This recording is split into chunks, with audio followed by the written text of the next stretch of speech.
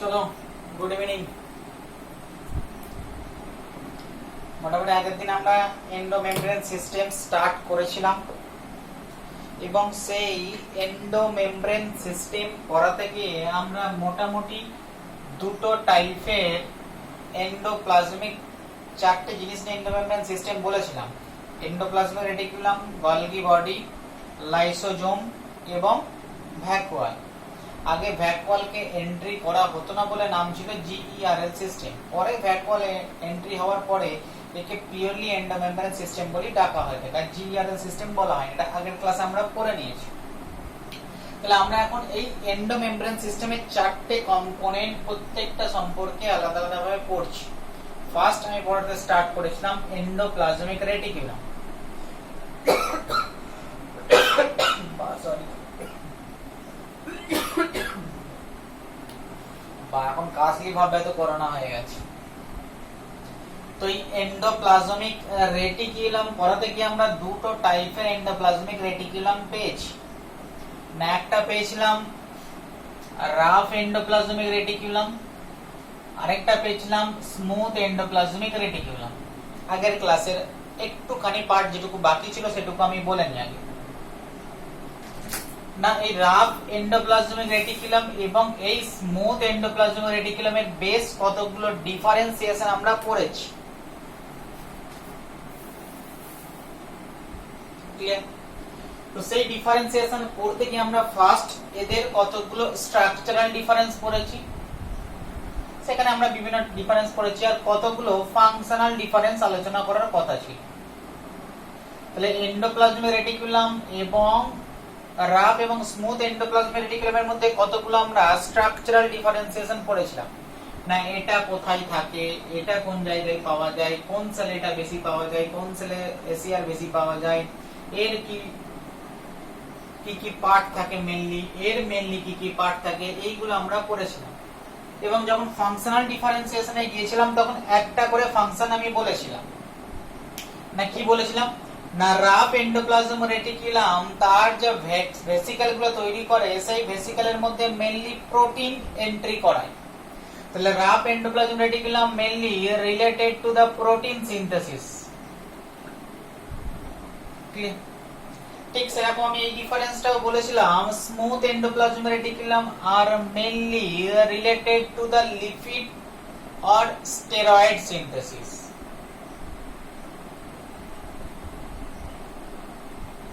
তাহলে এই একটা ডিফারেন্সিয়েশন আগের ক্লাসে বলে আমি শেষ করেছিলাম এবং এটাও বলেছিলাম নেক্সট ক্লাসে আমরা আর দু একটা ডিফারেন্সিয়েশন আলোচনা করব, যেটা আমাদের এমসিকিউ পয়েন্ট অফ ভিউ থেকে খুবই ইম্পর্টেন্ট না। আর একটা ইম্পর্টেন্ট ফাংশন আমরা রাফ এন্ডোপ্লাজমিক রেটিকুলামের পেয়ে থাকি না। কোথায় পেয়ে থাকি না, দেখবে নার্ভ সেল তোমরা যখন পড়বে, যখন তোমরা নিউরন জিনিসটা পড়বে না, এটা যদি নিউরনের স্ট্রাকচার হয়ে থাকে তাহলে আমরা এটুকু জানি একটা নিউরনের মধ্যে মেইন দুটো পার্ট আছে। তোমরা বেসিক টুকু নিউরনের তো তোমাদের জানা আছে। এটা হচ্ছে নিউরনের সেল বডি আর এইগুলো হচ্ছে প্রসেস। নিউরন দুটো জিনিস নিয়ে তৈরি হয়, সেল বডি এবং প্রসেস নিয়ে তৈরি। তো সেল বডি বাদে এই যে প্রসেসের মধ্যে স্মল প্রসেস গুলোকে আমরা ডেনড্রন বা ডেনড্রাইট বলে থাকি, আর লং প্রসেসটাকে আমরা অ্যাক্সন বলে থাকি। এটা আমরা নিউরন স্ট্রাকচার পড়তে গিয়ে পড়েছি। এবং এই অ্যাক্সনের একদম লাস্ট পার্টটা যে ফোলা পার্টটা থাকে তাকে আমরা সাইন্যাপটিক নব বলে থাকি। এই পার্টটাকে আমরা সাইন্যাপটিক নব বলে থাকি। তাহলে একটা নিউরন থেকে তার পরের নিউরনে আমাদের নার্ভের অ্যাকশন পোটেনশিয়াল, এখন অ্যাকশন পোটেনশিয়াল কি জিনিস তোমরা হয়তো জানো না, শুধু এটুকু জেনে রাখো একটা নার্ভ থেকে তার পাশের নার্ভে সিগন্যাল কিভাবে যায় না। এই সাইন্যাপটিক নব থেকে কোন একটা কেমিক্যাল রিলিজ হয়, যে কেমিক্যালটা পরের সেলের ক্ষেত্রে ডেনড্রনের সঙ্গে কানেকশন করে। কারণ এর নিচে যে সেলটা আছে সেটা একটা ডেনড্রন। তাহলে এই সাইন্যাপটিক নব থেকে একটা কেমিক্যাল রিলিজ হয়, সেই কেমিক্যালটা পরে নিউরনের ডেনড্রনে গিয়ে টাচ হয়, দিয়ে এই নিউরন থেকে একটা সিগন্যাল নেক্সট নিউরনে পৌঁছে যায়। বাট আমার বলার বিষয় হচ্ছে যে কেমিক্যালটা রিলিজ হয় ফ্রম দা নিউরন টার্মিনাল, তো সেই কেমিক্যালটাকে বলা হয় থাকে নিউরোট্রান্সমিটার। তাহলে এই কেমিক্যালটার নাম হচ্ছে নিউরোট্রান্সমিটার। ঠিক আছে, তো জিনিসটা অ্যাকচুয়ালি এতটা ডিটেইলস বলার কারণ কি, জিনিসটা তোমার কাছে এই মুহূর্তে ডিটেইলস লাগছে কারণ তুমি পরবর্তীকালে এই জিনিসগুলো করবে, খুব সোজা জিনিস এইগুলো। Pre synaptic neuron, post synaptic neuron, তোমার কাছে একটা সময় পরে এগুলো খুব সোজা বলে মনে হবে, বাট সেই সোজা পার্টটাকে এখন নতুন শুনছো বলে একটু জটিল লাগছে। আমি একটু ডিটেইলসে গিয়ে বলার চেষ্টা করছি। কোশ্চেন যেটা হয়, এই যে নিউরোট্রান্সমিটার বলছি, যে কেমিক্যালটার কথা বলছি, তো সেই কেমিক্যালটা, এই নিউরোট্রান্সমিটারটা আর কিছু না, দিস ইজ এ প্রোটিন। তো তুমি জানছো তাহলে এটা একটা প্রোটিন, আর প্রোটিন মেইনলি সিনথেসিস হয় কোথায় না, প্রোটিন সিনথেসিসের সঙ্গে রিলেটেড পার্টটা কি, রাফ এন্ডোপ্লাজমিক রেটিকুলাম, আমরা সবাই জানি।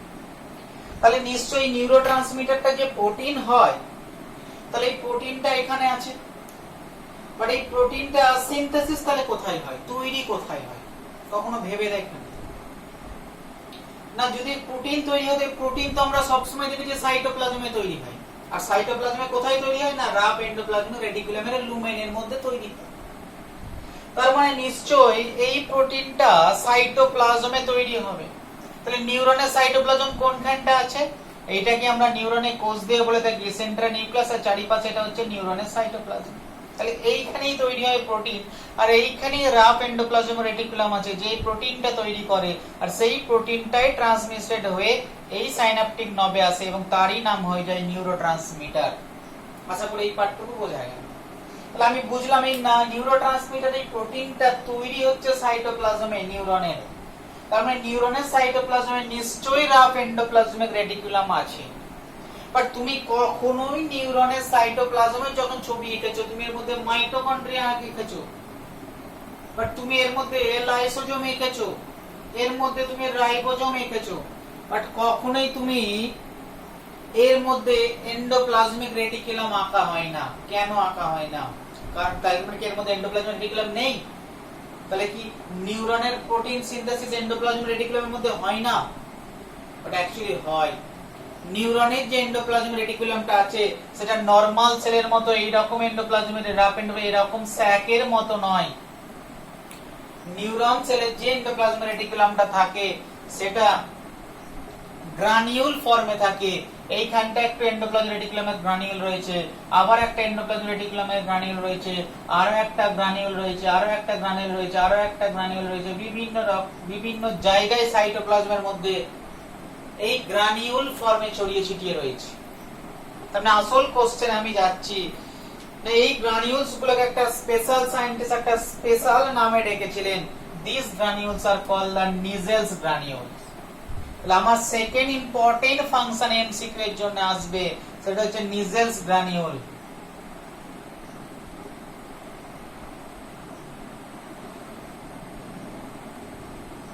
তাহলে নিট পয়েন্ট অফ ভিউতে একটা ইম্পর্টেন্ট এমসিকিউ এখানে আসতে পারে যে নিজেলস গ্রানিউল জিনিসটা কি। আমার কাছে ক্লিয়ার হয়ে গেল নিজেলস গ্রানিউল আর কিছু না, নিজেলস গ্রানিউল আর মেইনলি রাফ এন্ডোপ্লাজমিক রেটিকুলাম।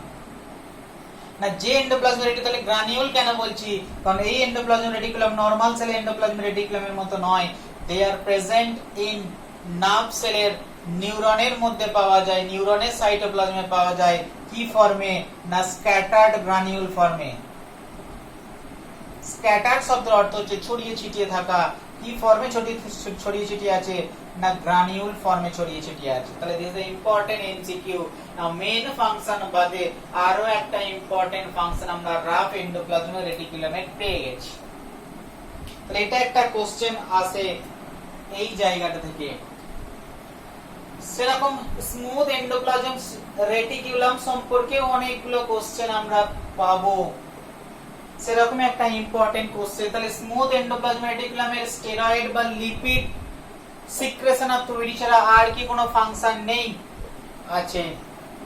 দেখো তোমাদের একটা জিনিস আমি পড়িয়েছিলাম যে যখন সেল ওয়ালের ডেভেলপমেন্ট, তোমাদের ইউটিউবে ভিডিওটা দেওয়া আছে দেখবে, যে সেল ওয়ালের ডেভেলপমেন্ট যখন আমি পড়িয়েছিলাম তখন বলেছিলাম যে সেল ওয়াল ডেভেলপমেন্ট হওয়ার সময় কিছু কিছু এন্ডোপ্লাজমিক রেটিকুলাম ট্রান্সভার্সলি অ্যারেঞ্জ হয়ে যায়, এটাকে আমরা ডেভেলপমেন্টাল ডিফেক্ট বলেছিলাম। এবং সেই ডেভেলপমেন্টাল ডিফেক্ট বলতে গিয়ে আমি বলেছিলাম যে ট্রান্সভার্সলি যে এন্ডোপ্লাজমিক রেটিকুলাম গুলো আটকে যায়, যার উপরে মিডল ল্যামেলা তৈরি হয় না, সেই ট্রান্সভার্সলি এন্ডোপ্লাজমিক রেটিকুলাম গুলো একটা স্পেশাল নাম দিয়েছিলাম ডেসমোটিবিউল।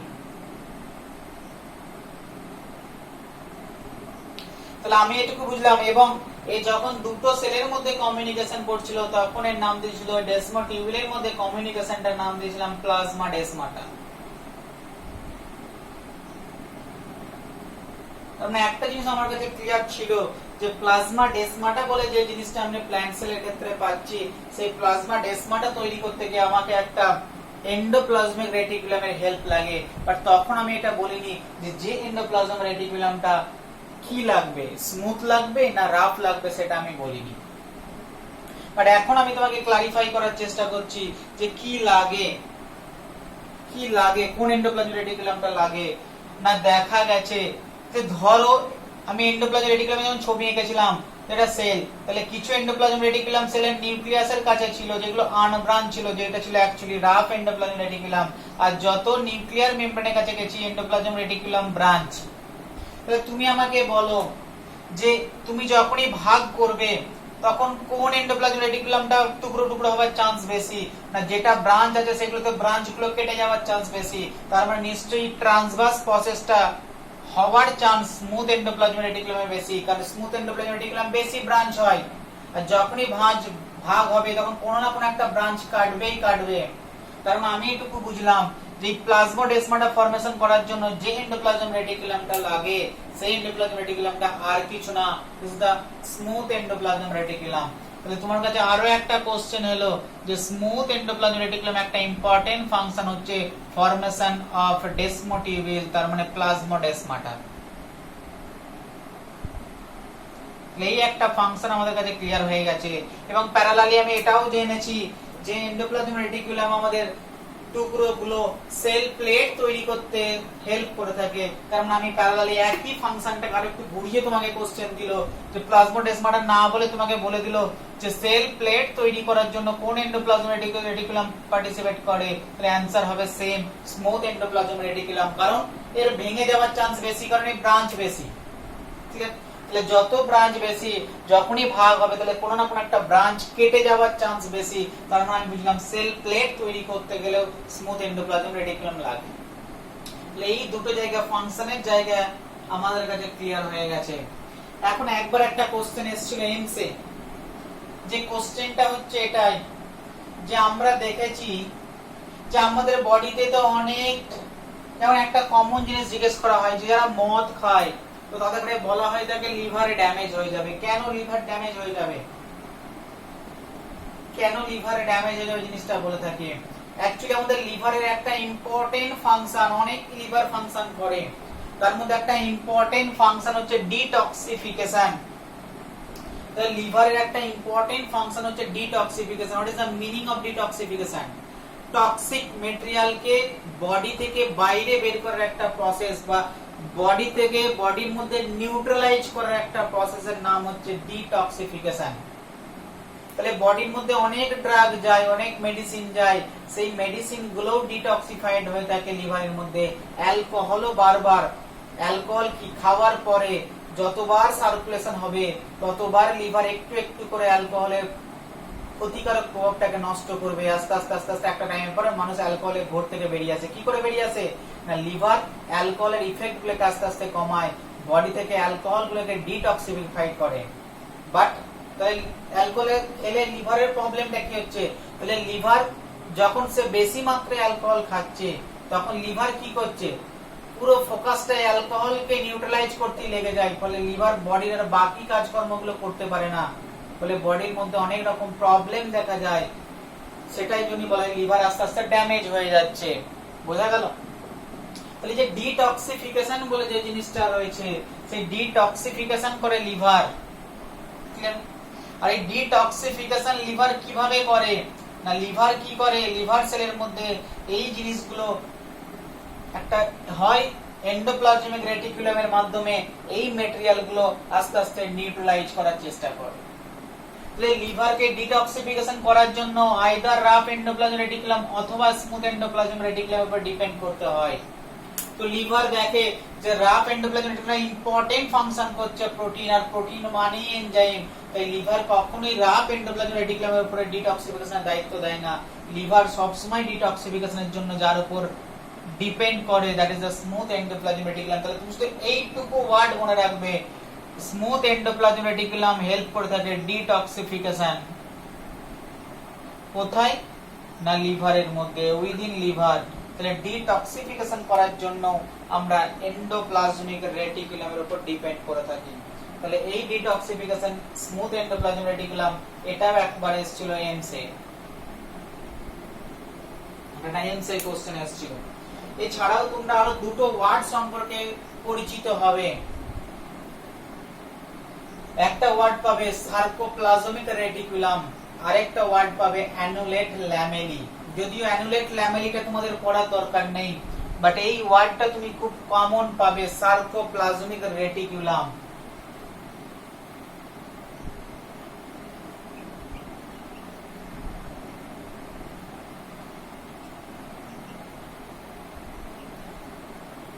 সার্কোপ্লাজমিক রেটিকুলাম অ্যাকচুয়ালি তোমরা এই লেভেলে মনে রাখবে যে সার্কোপ্লাজমিক রেটিকুলাম আর কিছু না, এমন একটা রেটিকুলাম জালক না যেটা পাওয়া যাবে সার্কোপ্লাজমে। তাহলে রেটিকুলাম মানে এমন একটা টাইপের এন্ডোপ্লাজমিক রেটিকুলাম না যে এন্ডোপ্লাজমিক রেটিকুলামটা পাওয়া যাবে সার্কোপ্লাজমে। তাহলে তুমি সার্কোপ্লাজম জিনিসটা কি জানলেই বুঝে যাবে সার্কোপ্লাজমিক রেটিকুলাম জিনিসটা কি। সার্কোপ্লাজম কি না, সার্কোপ্লাজমকে যদি শর্টে বলো মাসেল কন্ট্রাকশনের ইউনিট, যে মাসেল আছে, মাসেল সেল আছে, সেই মাসেল সেলের প্লাজমা কি বলা হয় থাকে সার্কোপ্লাজম। ঠিক আছে, তাহলে মাসেল সেলের সাইটোপ্লাজম, তাহলে এক কথা জেনে রাখো মাসেল সেল সাইটোপ্লাজমকে বলা হয় থাকে সার্কোপ্লাজম। আর সেই সার্কোপ্লাজমের মধ্যে যে এন্ডোপ্লাজমিক রেটিকুলাম থাকে তাকে বলা হয় থাকে সার্কোপ্লাজমিক রেটিকুলাম।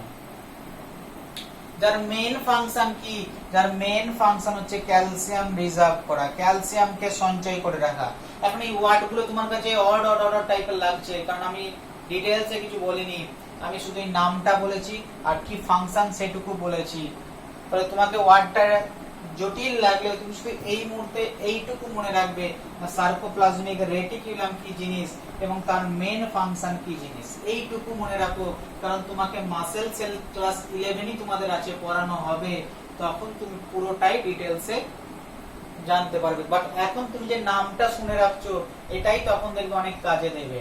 ঠিক আছে, তো আমি মোটামুটি এন্ডোপ্লাজমিক রেটিকুলামের যেটুকু পার্ট বাকি ছিল সেটুকু পার্ট আশা করছি আমি কমপ্লিট করে দিলাম। তাহলে এখন আমার কাছে একটুখানি বাকি আছে next actually Golgi body.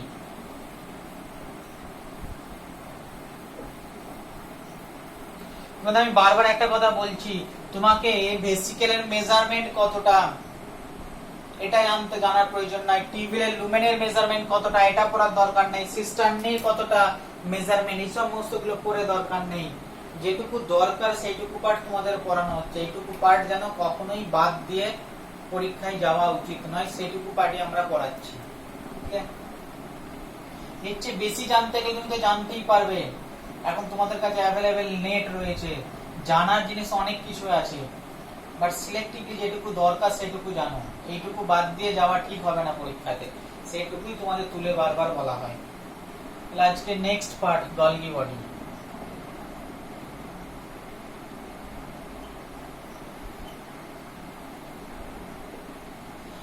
Golgi body পড়াতে গিয়ে ফার্স্ট দেখো আমি কয়েকটা নাম লিখবো গলগি বডির। একটা হচ্ছে ডাল্টন কমপ্লেক্স। না গলগি তোমাকে একটা কোশ্চেন পেয়েছিলাম আমি, কোশ্চেনটা ছিল ডাল্টন কমপ্লেক্স কাকে বলে, তো খুঁজে পাওয়া যায়নি যে ডাল্টন কমপ্লেক্স কাকে বলে। পরে জানলাম ডাল্টন কমপ্লেক্স আর কিছু না, ডাল্টন কমপ্লেক্স গলগি বডি কি বলা হয়ে থাকে। হঠাৎ করে নামটা গলগি বডির নামটা ডাল্টন কমপ্লেক্স হলো কেন কোশ্চেন, বা গলগি বডি নামটাই এন্ডোপ্লাজমিক রেটিকুলাম যখন নামটা আমি তোমাকে এক্সপ্লেইন করেছিলাম যে কেন নাম এন্ডোপ্লাজমিক রেটিকুলাম হয়েছে, সেটা তো আমি বুঝিয়ে দিলাম যে এই কারণে কি এন্ডোপ্লাজমিক রেটিকুলাম বলি। বাট তুমি যদি গলগি বডির এরকম একটা এক্সপ্লেনেশন চাও যে সেলের মধ্যে কেন এর নাম গলগি বডি হয়েছে, সেরকম কোনো এক্সপ্লেনেশন আমাদের কাছে নেই। কেন নেই? কারণ এই নামটাও একজন সায়েন্টিস্ট দিয়েছেন, গলগি বডি। এখন একটা কোশ্চেন দেখো, মজার কোশ্চেন, যে কোন সেল অর্গানের নাম সায়েন্টিস্টের নামে নেই। রাইবোজোমের নামও কোনো সায়েন্টিস্টের নামে নয়, এন্ডোপ্লাজমিক রেটিকুলামের নামও কোনো সায়েন্টিস্টের নামে নয়, লাইসোজোমের নামও কোনো সায়েন্টিস্টের নামে নয়, নিউক্লিয়াসের নামও কোনো সায়েন্টিস্টের নামে নয়। হঠাৎ করে এই একটা অর্গান যার নাম সায়েন্টিস্টের নামে, কি না সায়েন্টিস্টের নাম না ক্যামেরা গলগি। কিন্তু তোমার কোশ্চেন আসতে পারে না যে হঠাৎ করে গলগি বডির নামটাই কেন সায়েন্টিস্টের নামে দিলাম। এটা ছিল ফার্স্ট কোশ্চেন, আসা উচিত, মাথায় যদি না আসে থাকে এটা আসা উচিত। তো তখন এর এক্সপ্লেনেশন যখন জিজ্ঞেস করেন যে কেন এই নামটা সায়েন্টিস্টের নামে দিলেন বাকিগুলো না দিয়ে, তো তার একটা এক্সপ্লেনেশন এটাই এলো। এই যে সায়েন্টিস্টের কথা বলছি, ক্যামেরা গলগি,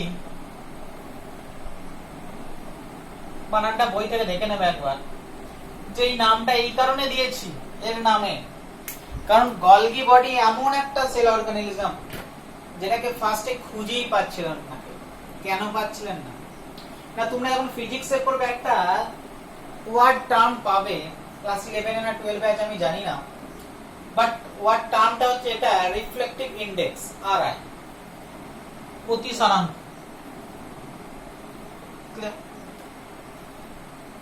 তো প্রতিসরাঙ্ক বলে একটা টার্ম তোমরা ফিজিক্সে পাবে, আমাকে বেশি ডিটেইলসে জিজ্ঞেস করে লাভ হবে না, কারণ আমি খুব বেশি ডিটেইলসে জানি না। না যদি দুটো সাবস্ট্রেট, ধরো জলের মধ্যে কোন একটা সাবস্ট্রেট রয়েছে, জলের মধ্যে তার মানে দুটো সাবস্ট্রেটের যদি বা দুটো লিকুইড রয়েছে,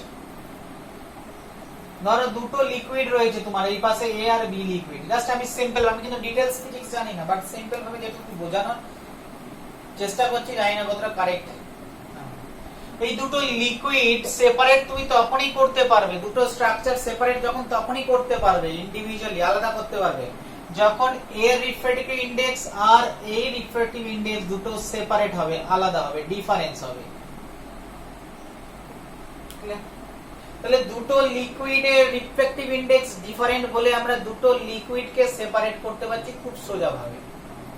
বাট যদি দুটো লিকুইডের রিফ্র্যাক্টিভ ইনডেক্স সেম হয় তাহলে আমি কখনোই এই দুটো লিকুইডকে সেপারেট করতে পারতাম না। এখন রিফ্র্যাক্টিভ ইনডেক্স কি জিনিস ফিজিক্সে পড়ে নেবে। তো প্রবলেম হচ্ছে এটাই না, যদি এটা সেল হয়ে থাকে আর সেলের মধ্যে সমস্ত সেল অর্গানেলগুলোকে আমরা সুন্দরভাবে দেখতে পাচ্ছিলাম, কারণ প্রত্যেকটা সেল অর্গানেলে রিফ্লেকটিভ ইনডেক্স এবং সাইটোপ্লাজম, সেল অর্গানেলগুলো আছে কোথায়? সাইটোপ্লাজমে। সাইটোপ্লাজমের রিফ্লেকটিভ ইনডেক্স ডিফারেন্ট, বলে ডিফারেন্ট ওয়েভলেন্থের লাইট আসছিল আমরা দেখতে পাচ্ছি।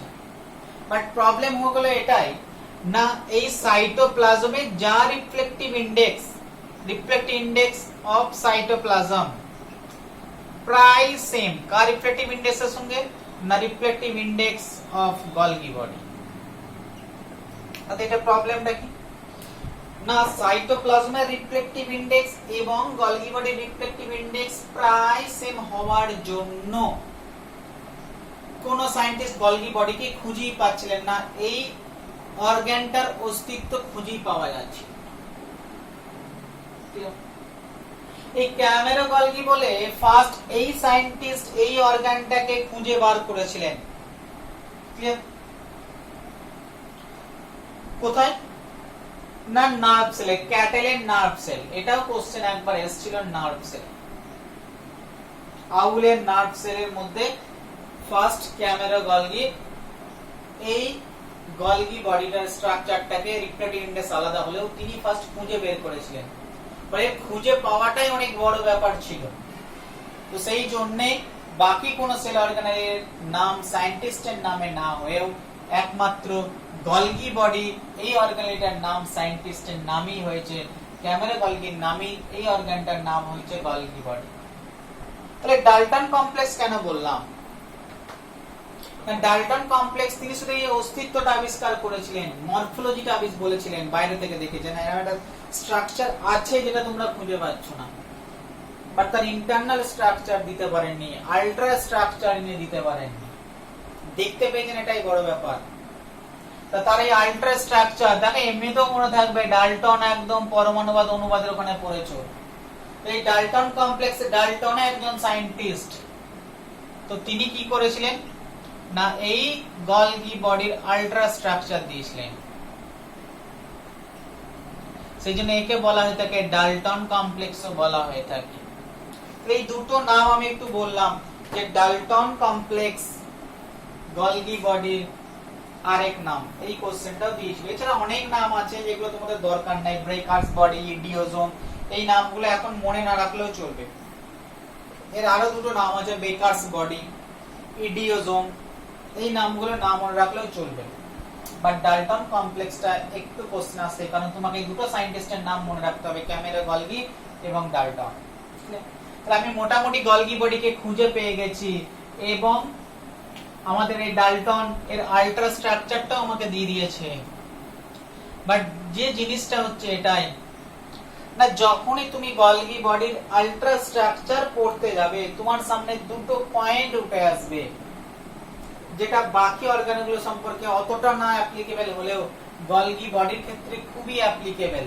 দুটো ওয়ার্ড নাকি না, গলগি বডি এমন একটা সেল অর্গানালি, যখন আল্ট্রা স্ট্রাকচার আমরা ভালোভাবে দেখলাম তো তখন আমাকে দুটো পয়েন্টের উঠে এলো যে গলগি বডি এমন একটা সেল অর্গানালি না, যে সেল অর্গানালি দুটো ইম্পর্টেন্ট ফিচারকে শো করে থাকে। কি কি না, একটা ইম্পর্টেন্ট ফিচার হচ্ছে প্লিওমরফিজম,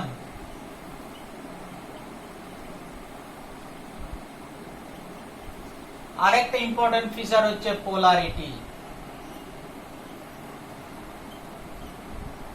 তাহলে যখনই আল্ট্রা স্ট্রাকচার তোমাদের বইয়ে যেমন ভাবে আছে তোমরা পড়বে, বাট জিস্ট আমি একদম তুলে দিচ্ছি তোমাদের কাছে, সেটা হচ্ছে এটাই যে গলগি বডি যখনই তুমি আল্ট্রা স্ট্রাকচার দিকে ফোকাস করবে বাকি সমস্ত সেল অর্গানালি থেকে এই দুটো ম্যাটারে অনেকটা নিজেকে ডিফারেন্সিয়েট করতে পেরেছে। একটা হচ্ছে প্লিওমরফিজম আর একটা হচ্ছে পোলারিটি।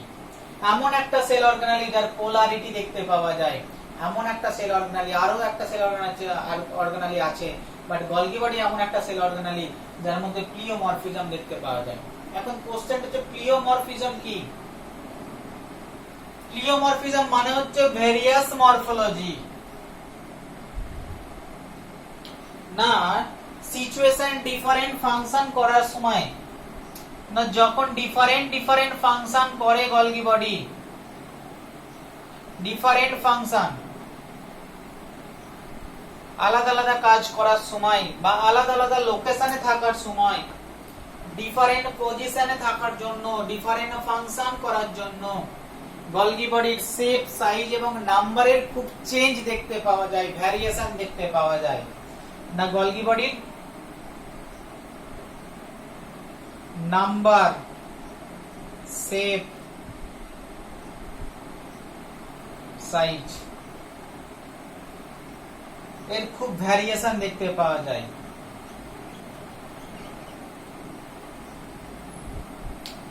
প্লিওমরফিক শব্দটার অর্থ হচ্ছে জোকার টাইপের, সিচুয়েশন বিভিন্ন হলে বিভিন্ন রকম ও শেপ নিয়ে নেয়, বিভিন্ন রকম ও সাইজ নিয়ে নেয়, এর সংখ্যা ডিফারেন্সিয়েট হয়ে যায়, ফাংশনের উপর ডিপেন্ড করে, লোকেশনের উপর ডিপেন্ড করে। তাহলে যেমন ডিফারেন্ট ফাংশনের সময়, ডিফারেন্ট লোকেশনের সময়, বিভিন্ন জায়গায় থাকার সময়, বিভিন্ন কাজ করার সময় গলগি বডি নিজের শেপ, সাইজ, নাম্বারকে ভ্যারিয়েশন হয়ে থাকে, মানে চেঞ্জ হয়ে থাকে। এই চেঞ্জটাকে, এই ভ্যারিয়েশনটাকে বলা হয়ে থাকে প্লিওমরফিজম। বিভিন্ন রকম morphology according to the location এবং অ্যাকর্ডিং টু দা ফাংশন ও নিজের মরফোলজিকে চেঞ্জ করে ফেলতে পারে। এই ঘটনাটা কি বলা হয়ে থাকে প্লিওমরফিজম। তো এটা গেল গলগি বডির একটা ইম্পর্টেন্ট ফাংশন। আর এই প্লিওমরফিজম আছে বলি কোন একটা সেলের মধ্যে যেমন আমরা একটাও গলগি বডি দেখতে পাই, তাহলে নরমাল সেলের মধ্যে যেমন আমরা একটা সিঙ্গেল গলগি বডির সংখ্যা একটাও যেমন পেয়ে থাকি, অ্যানিমাল সেলের ক্ষেত্রে আবার ঠিক সেরকম যখন আমরা প্ল্যান্ট সেলের গলগি বডিকে দেখতে যাব, খুঁজতে যাব, যেমন তাহলে আমি কি বললাম না অ্যানিমেল সেলের কাছে আমরা যেমন এক সংখ্যা একখানা গলগি বডিও পেতে পারি, দুখানাও পেতে পারি, বাট যখনই আমরা প্ল্যান্ট সেলের কাছে যাব আমরা দেখেছি প্ল্যান্ট সেলের ক্ষেত্রে ঠিক আগের ক্লাসে যেমন আমরা নার্ভ সেলের এন্ডোপ্লাজমিক রেটিকুলামের দেখেছিলাম, রাফ এন্ডোপ্লাজমিক রেটিকুলাম যেমন নার্ভ সেলের ক্ষেত্রে ছড়িয়ে ছিটিয়ে থাকে, ঠিক সেরকম প্ল্যান্ট সেলের ক্ষেত্রে এই গলগি বডিটা বিভিন্ন জায়গায় ছড়িয়ে ছিটিয়ে পাওয়া যায়, স্ক্যাটার্ড ফর্মে পাওয়া যায়। তাহলে প্ল্যান্ট সেলের গলগি বডিটা ছড়িয়ে ছিটিয়ে আছে, স্ক্যাটার্ড ফর্মে থাকে, scattered Golgi body in plant sell. তাই প্ল্যান্ট সেলের ক্ষেত্রে এই গলগি বডিটা একটা ইম্পর্টেন্ট নামে ডাকা হয়ে থাকে, this is the MCQ for NEET, এটাই নিটের MCQ, and that is the ডিকটিওজোম।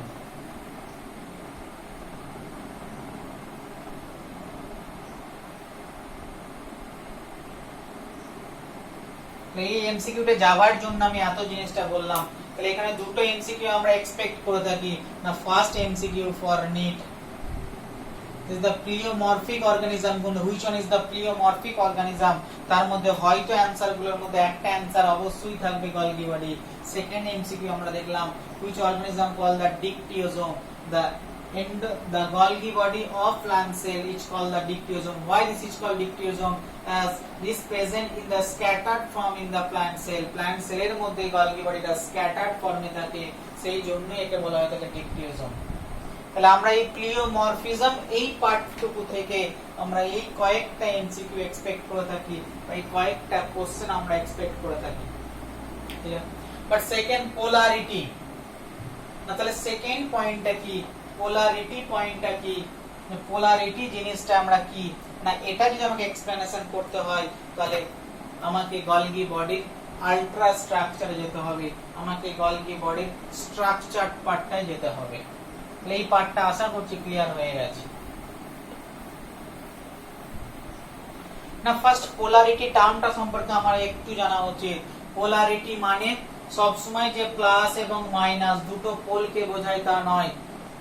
Polarity মানে তোমরা পজিটিভ পোল নেগেটিভ পোল ব্যাটারির মতো ধরে নিও না। আমাদের পৃথিবীতে তো দুটো পোল আছে, একটা সুমেরু একটা কুমেরু, তার মানে কি পজিটিভ নেগেটিভ।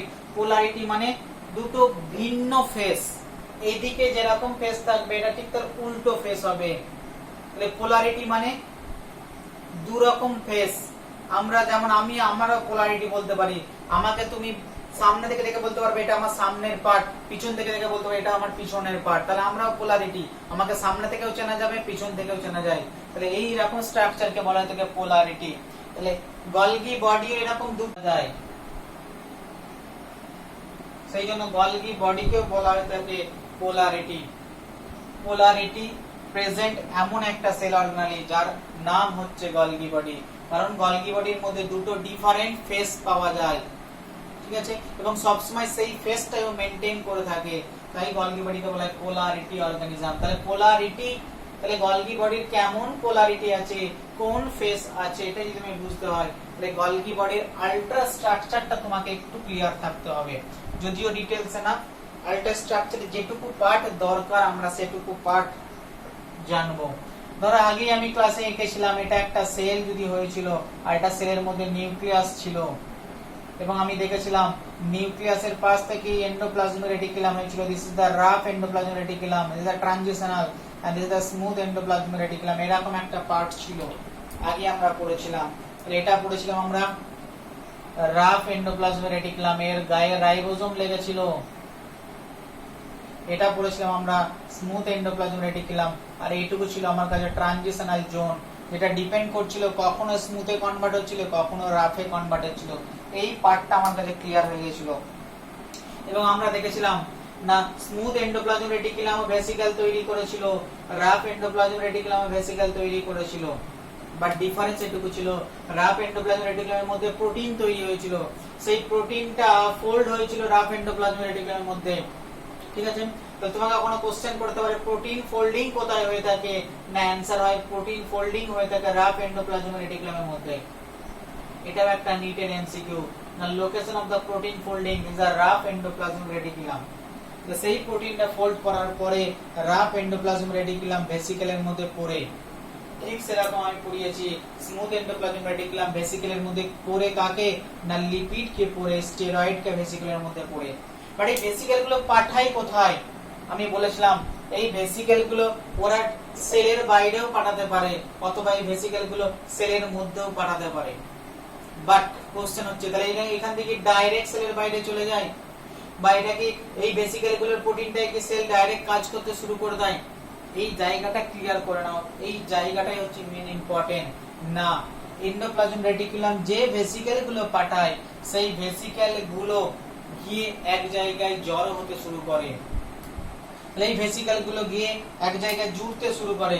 ধরো এই ভেসিকেলটা এলো, এই ভেসিকেলটা এখানে জড়ো হলো, এই ভেসিকেলটা এলো তার পাশে জড়ো হলো, আবার একটা ভেসিকেল এলো এখানে জড়ো হলো, আবার একটা ভেসিকেল এলো এর পরে জড়ো হলো। তো এই ভেসিকেল গুলো 1 নম্বর 2 নম্বর 3 নম্বর 4 নম্বর। তাহলে আমি যদি এখানে আঁকি 1 নম্বর ভেসিকেল, 2 নম্বর ভেসিকেল, 3 নম্বর ভেসিকেল, 4 নম্বর ভেসিকেল, হতে পারে তিনটের মধ্যে প্রোটিন আছে একটার মধ্যে লিপিড আছে। তাহলে এই ভেসিকেল গুলো এসে পর পর জুড়ে গেল এবং জুড়ে গিয়ে এখানে জুড়লো মানে শুধু পাশাপাশি নাই, যেই গেল তাহলে পর জুড়ে গিয়ে এই চারটে ভেসিকেল পর জুড়ে গিয়ে ঠিক নেক্সট স্টেপে আঁকি,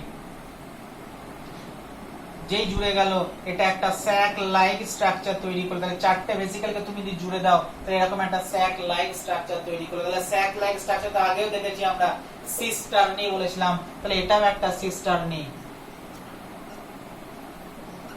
একটা সিস্টারনি তৈরি করলো। ক্লিয়ার? তো এখানে একটা সিস্টারনি তৈরি হলো, তাহলে একটা সিস্টারনি তৈরি হলো, এখানে একটা সিস্টারনি তৈরি হলো। ক্লিয়ার? না আবার একটা ভেসিকেল, ঠিক একটা সিস্টারনি যেই কমপ্লিট হয়ে গেল, নেক্সট আবার কিছু কতগুলো ভেসিকেল আসতে শুরু করলো। তাহলে এই সিস্টারনিটা তৈরি হয়ে গেছে, তাহলে 1 নম্বর সিস্টারনি তৈরি হয়ে গেল, চারটে ভেসিকেল মিলে 1 নম্বর সিস্টারনি তৈরি হয়ে গেল। না যে 1 নম্বর সিস্টারনি কমপ্লিট হয়ে গেল, আবার কিছুক্ষণ পরে স্মুথ এন্ডোপ্লাজমিক রেটিকুলাম আবার কতগুলো ভেসিকেল পাঠালো, রাফ এন্ডোপ্লাজমিক রেটিকুলাম আবার কতগুলো ভেসিকেল পাঠালো। তাহলে সেই ভেসিকেল গুলো আবার এর উপরে জড়ো হতে শুরু করলো, আবার ওই 5টা ভেসিকেলের উপর জড়ো হতে শুরু করলো এবং 5টা ভেসিকেল পরস্পরের সঙ্গে আবার জুড়ে গেল। তাহলে আবার কি তৈরি হয়ে গেল না আবার একটা সিস্টারনি তৈরি হয়ে গেল। তাহলে এখন আর একটা সিস্টারনি নয়, আবার একটা সিস্টারনি তৈরি হয়ে গেল, দুটো সিস্টারনি। আবার এর উপরে আবার ভেসিকেল গুলো আসতে শুরু করলো, এর উপরে আবার এরকম 4-5টা ভেসিকেল মিলে আবার একটা সিস্টারনি তৈরি হয়ে গেল।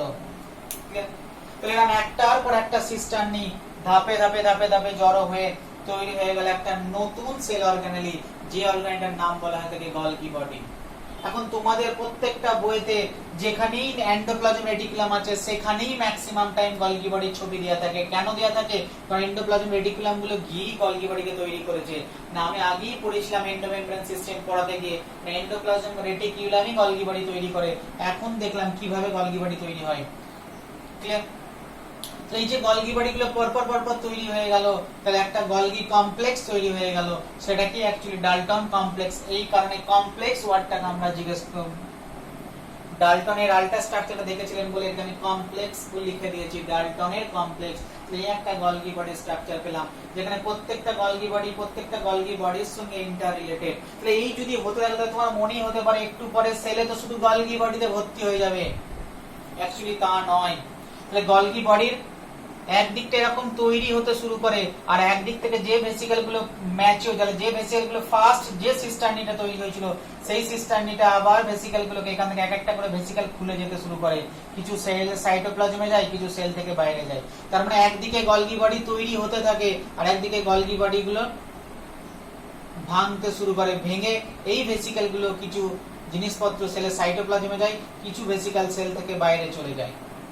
তাহলে আমি বুঝতে পারছি একদিকে গলগি বডি তৈরি হয় সিস্টিতল, আর একদিকে গলগি বডি নষ্ট হতে শুরু করে, ভাঙতে শুরু করে, যেটাকে বলা হয় ম্যাচিওর ফেজ। ক্লিয়ার?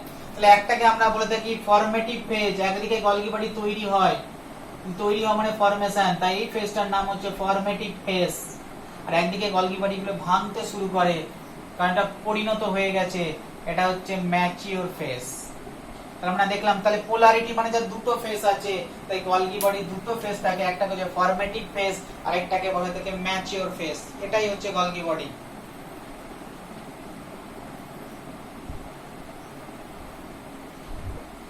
তো তাহলে বাংলা থেকে সৃষ্টি তল আর পরিণত তল বলা হয়ে থাকে না, ফরমেটিভ ফেজকে আরেকটাকে বলা হয়ে থাকে সিস ফেজ, আর ঠিক ম্যাচিওর ফেজটাকে তাই বলা হয়ে থাকে ট্রান্স ফেজ। তাহলে এটাও তোমায় কোশ্চেন দিতে পারে, সিস ফেজ কোন দিকটায় থাকে, ট্রান্স ফেজ কোন দিকটা। তুমি বুঝতেই পারছো সিস ফেজটা কোন দিকে থাকছে না, cis face toward the nuclear membrane, trans ফেজটা কোন দিকে থাকতে টুয়ার্ডস দ্য প্লাজমা মেমব্রেন। তাহলে গলগি বডি যে দুটো ফেজ আছে, তুমি যখনই নিউক্লিয়ার মেমব্রেনের দিকে ফেসের কথা আসবে তুমি চোখ বুজে বলে দেবে এদিকটা হচ্ছে গলগি বডির সৃষ্টি তল সিস ফেজ বা ফরমেটিভ ফেজ, আর একদিকটা হচ্ছে যদি প্লাজমা মেমব্রেনের দিকে বলে দিস ইজ দ্য গলগি বডির ম্যাচিওর ফেজ বা ট্রান্স ফেজ। এখন তুমি দেখো তোমার যদি ঘাড়ের মধ্যে একটা বস্তা ধানের বস্তা চাপালে, দুটো ধানের বস্তা চাপালে, তিনটে ধানের বস্তা যদি তুমি চাপাও তাহলে তোমার ঘাড়টাকে সোজা রাখতে হবে, তুমি এরকম পুজো হয়ে যাবে।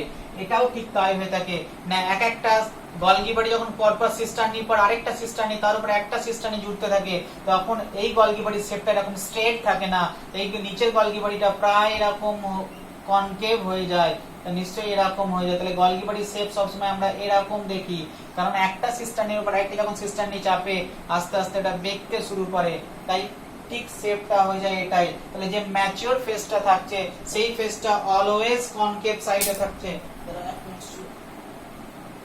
এটা পড়ে গেল, এই ফেজটা অলওয়েজ কনকেভ, তার মানে যেটাকে ট্রান্স ফেজ বলছি সেটা অলওয়েজ কনকেভ হয়ে থাকে, আর যেটাকে ফরমেটিভ সিস ফেজ বলছি অলওয়েজ কনভেক্স, অবতল ফেজ এবং উত্তল। এটাও তোমার কাছে ক্লিয়ার হয়ে গেল, towards the nuclear membrane formative face cis face or convex, towards the plasma membrane mature face trans face or concave. Clear? তাহলে একটা গলগি বডি এরকম দুটো ফেজ থাকছে বলে আমরা বলে থাকি Golgi body is a polarise cell organelle, এর মধ্যে পোলারিটি রয়েছে। তাহলে কোন পোলটা কি কাজ করে, কোন পোলটা কোন দিকে থাকে আমি গলগি বডি দেখি বলে দিতে পারবো কোনটা কোন ফেজ। তাহলে তুমি নিশ্চয়ই বুঝতে পারছো যে গলগি বডিটা নতুন তৈরি হলো সেখানে এসে জাস্ট ভেসিকল গুলো এসে জুড়লো, আর যে গলগি বডিটা পুরনো হয়ে গেল সেখান থেকে ভেসিকল গুলো বেরিয়ে গেল। তাহলে এখানে ভেসিকল একদিকে জুড়ছে আর একদিকে ভেসিকল বেরিয়ে যাচ্ছে, তার মানে গলগি বডির মধ্যে এই ভেসিকলের মধ্যে যে প্রোটিনটা আছে বা যে ফ্যাটটা আছে সেই ফ্যাটটার মধ্যে নিশ্চয়ই কোনো না কোনো ফাংশন, তাহলে গলগি বডির ফাংশন কিছু একটা করছে। কি ফাংশন করছে গলগি বডি, এই প্রোটিনগুলো এই ফ্যাটগুলোর মধ্যে কি চেঞ্জ করছে গলগি বডি, যেটা ম্যাচিওর হয়ে গিয়ে আবার গলগি বডি থেকে বেরিয়ে আসছে, তাহলে সেটাই আমরা পড়বো the function of the Golgi body. But আজকে নয়, নেক্সট ক্লাসে আমরা function of the Golgi body পড়বো। অনেকটাই হয়ে গেল, এটুকু তোমরা ভালো করে মন দিয়ে পড়ো। নেক্সট ক্লাসে আমরা function of the Golgi body পড়ে আমরা লাইসোজোমে এন্ট্রি করব। আজ এই পর্যন্তই থাক।